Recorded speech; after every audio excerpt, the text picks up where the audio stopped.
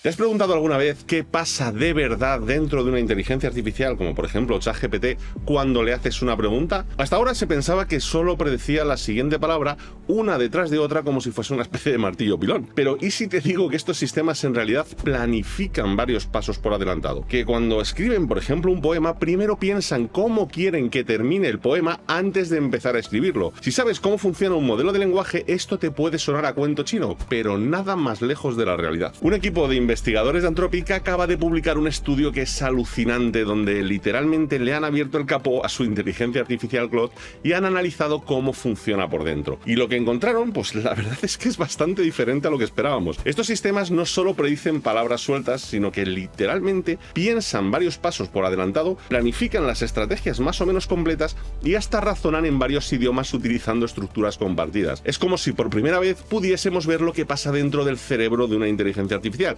Y ojo, porque ni siquiera estamos hablando de los modelos razonadores. Hoy vamos a meternos en estos descubrimientos que están cambiando nuestra forma de entender la inteligencia artificial. Te voy a mostrar cómo funciona esta planificación neural y veremos ejemplos que me parecen sorprendentes de cómo la inteligencia artificial resuelve problemas en etapas. Y también exploraremos qué significa todo esto para el futuro, porque ojo, una vez que entiendas esto, tu forma de ver estos sistemas nunca va a volver a ser la misma.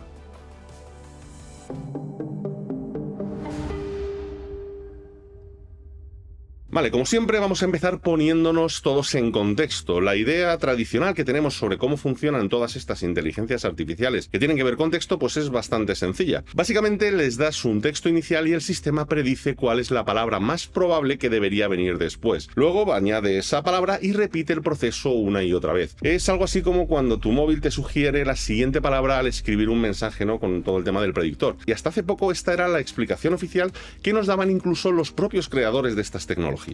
El problema es que esta explicación lleva tiempo sin cuadrarnos con lo que estamos viendo, porque estos sistemas son capaces, por ejemplo, de mantener coherencia durante párrafos enteros, de resolver problemas relativamente complejos paso a paso e incluso reconocer cuando no tienen suficiente información. Y eso va mucho más allá de simplemente predecir la siguiente palabra.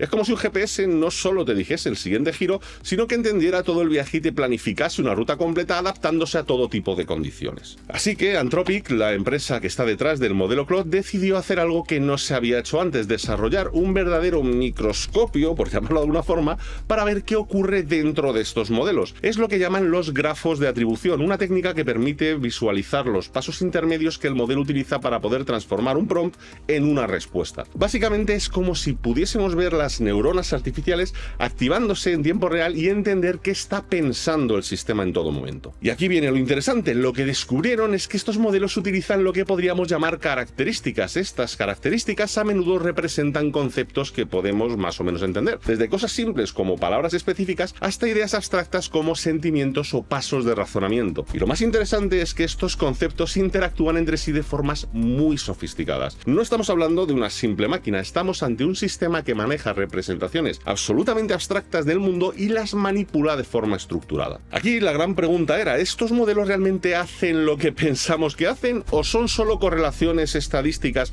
que dan la ilusión de inteligencia? Y para responder a esto, los investigadores hicieron algo que a mí me ha parecido brillante, y es que no solo observaron estos patrones internos, sino que realizaron experimentos alterando partes específicas del modelo para ver cómo cambiaba el comportamiento, como si fuesen una especie de científicos experimentando con un cerebro artificial. Y los resultados fueron, bueno, pues vamos a verlos.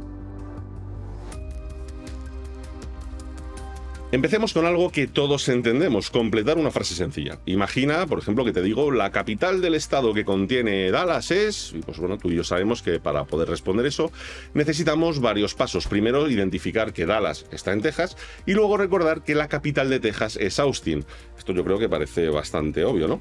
Bueno, pues lo alucinante es que el modelo hace exactamente eso internamente. Los investigadores pudieron identificar literalmente características neurales que, por ejemplo, representaban a Dallas, otras que representaban a Texas, que a su vez estaban activadas por haber mencionado Dallas, y finalmente características que promovían al sistema decir Austin como respuesta. Pero lo realmente fascinante viene ahora: podían intervenir artificialmente en este proceso. Por ejemplo, si sustituían las características de Texas por las de California, el modelo respondía Sacramento, y si sustituían, por ejemplo, por China, respondía Pekín. Es como si realmente ejecutara este razonamiento en múltiples pasos dentro de su cabeza. Pero vale, esto puede parecer muy resultón, pero podría ser solo un truco estadístico. Lo que realmente nos ha dejado a todos alucinados fue lo que descubrieron sobre, por ejemplo, cómo escriben poesía. Cuando se le pide escribir un pareado que rime, el modelo no improvisa línea por línea como podríamos pensar. Lo que hace es algo mucho más sofisticado. Después de escribir la primera línea, el modelo planifica posibles palabras para el final de la segunda línea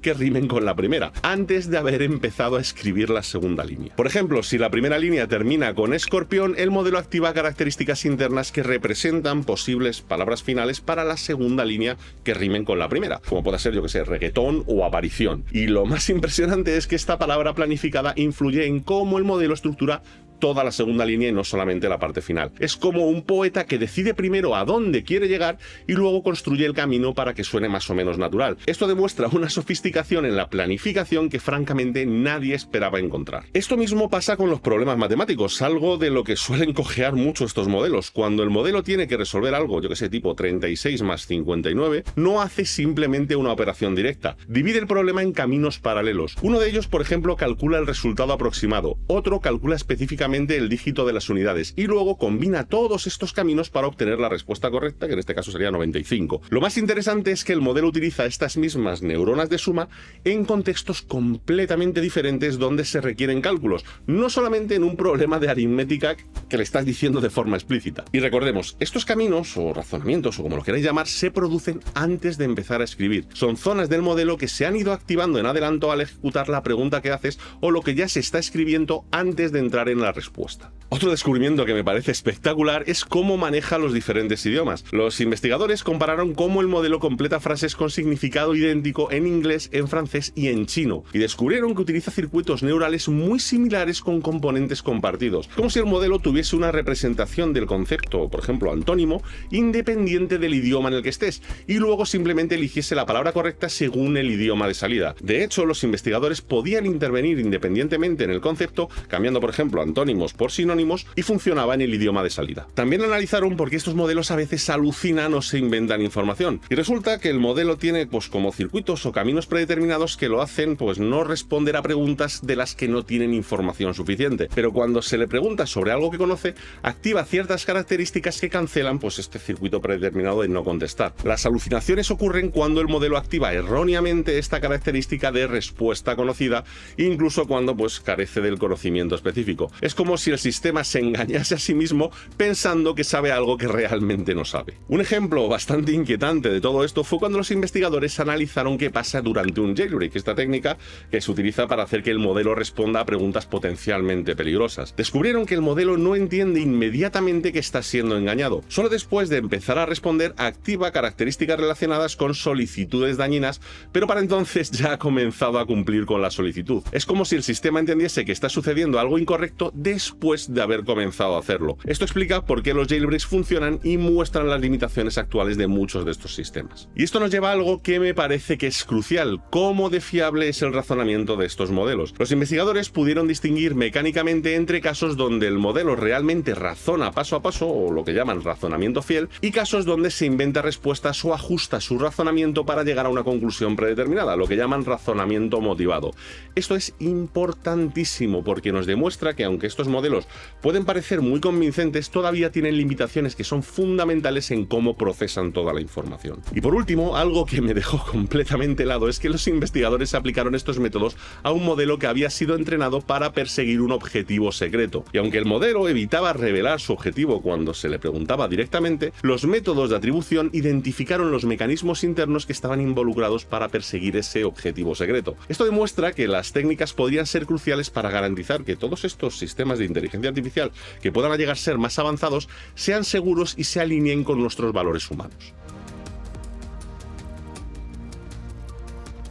Vamos a centrarnos ahora en algunos ejemplos muy concretos de lo que estos modelos hacen internamente, porque los he estado repasando un poco del paper y la verdad es que algunos son fascinantes. Cuando le pedimos que resuelvan un problema del estilo de 5x más 10 es igual a 35, que es un ejemplo que ponen, no solo aplican una fórmula. Los investigadores pudieron ver que el modelo crea varios como caminos de pensamiento paralelos. Uno de ellos, por ejemplo, centrado en manipulaciones algebraicas, otro en operaciones aritméticas y, por ejemplo, otro que supervisa todo el proceso en general. Y lo más interesante es que estos caminos se retroalimentan entre sí, corrigiéndose mutuamente cuando lo consideran necesario. Otro ejemplo es cómo manejan el tema de la memoria de trabajo. Cuando le preguntas algo como ¿cuál es el tercer planeta del sistema solar? Y de esa pregunta luego le dices ¿cuál es su satélite natural más grande?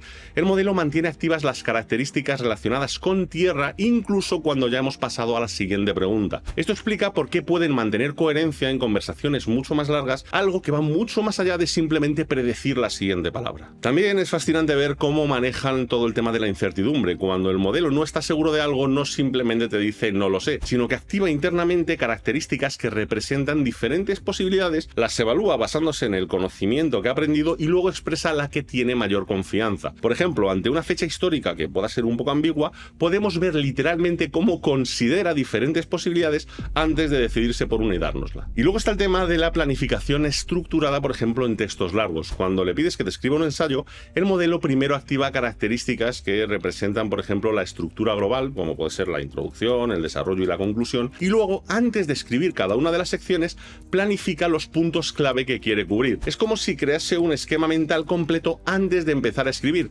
algo que ni siquiera muchos humanos solemos hacer bien. Uno de los ejemplos que me han parecido más reveladores es cómo manejan el tema de la negación. Si le dices no pienses en un elefante, el modelo primero activa las características relacionadas con elefante, porque necesita entender que no debe pensar en ello, y luego inmediatamente inhibe todas esas características. Es una dinámica de activación e inhibición que muestra una sofisticación cognitiva que la verdad es que es sorprendente. Y no podemos dejar de hablar de cómo estos modelos imaginan escenarios hipotéticos. Cuando les pides que razonen sobre situaciones que no son reales, como por ejemplo, ¿qué pasaría si los humanos pudiesen volar?, crean un espacio mental separado donde manipulan las reglas normales del mundo. Mantienen activas las características que están relacionadas con las leyes físicas alteradas y mientras tanto pues razonan sobre las consecuencias sin confundir esto con lo que es el modelo del mundo real. Es como si pudiesen crear simulaciones mentales completas exactamente igual que hacemos nosotros. Y repito, a base de crear conexiones previas a la propia escritura. Y finalmente, algo que me parece crucial para entender todos estos sistemas es cómo reconocen sus propios límites. Los investigadores descubrieron que los modelos tienen mecanismos internos que detectan cuando están operando fuera de su dominio de conocimiento que consideran más o menos confiable. Cuando esto ocurre, activan algunos de los circuitos especializados que tienen que los llevan a rechazar la pregunta o a expresar incertidumbre. Esto explica por qué a veces estos modelos pueden parecer como autocríticos o conscientes de sus propias limitaciones. Entonces, ¿qué significa todo esto? Yo creo que estamos en un punto importante en nuestra comprensión de la inteligencia artificial. Hasta ahora hemos tratado a estos modelos como cajas negras misteriosas o como simples predictores estadísticos de palabras, pero estos descubrimientos nos demuestran que la realidad es muchísimo más compleja. Estos sistemas están desarrollando formas de procesamiento de información que se parecen sorprendentemente a lo que consideramos pensamiento o razonamiento. Y esto tiene unas implicaciones que son enormes. Por un lado, nos ayuda a entender mejor tanto las capacidades como las limitaciones de todos estos sistemas. Sabemos ahora que pueden planificar, razonar en múltiples pasos y mantener representaciones abstractas complejas, pero también vemos claramente sus puntos ciegos, cómo pueden autoengañarse y cómo a veces su razonamiento no es fiel a cómo realmente procesan la información. Este tipo de transparencia me parece que es importantísimo a medida que logremos integrar todas estas tecnologías en muchos más aspectos de nuestra vida. Y la gran pregunta que nos queda flotando es ¿qué más descubriremos a medida que estas técnicas mejoren? Si ya estamos viendo toda esta sofisticación en los modelos actuales y además en algunos bastante pequeños, ¿qué nos encontraremos en la próxima generación de las inteligencias artificiales? Y tal vez lo más importante, ¿cómo podemos utilizar todo este conocimiento para diseñar sistemas que no solo sean más capaces, sino que también sean más seguros y más alineados con nuestros valores? Estas son las preguntas que me apasionan y sobre las que seguiré investigando. Si te ha gustado este viaje al interior de la mente de una inteligencia artificial, dale a like y suscríbete para más contenido como este. Me encantaría saber en los comentarios qué te ha sorprendido más de todo lo que hemos visto hoy. Y si quieres apoyar el canal, tienes el link de nuestro Patreon en la descripción. Nos vemos en el próximo vídeo. Un saludo. Chao.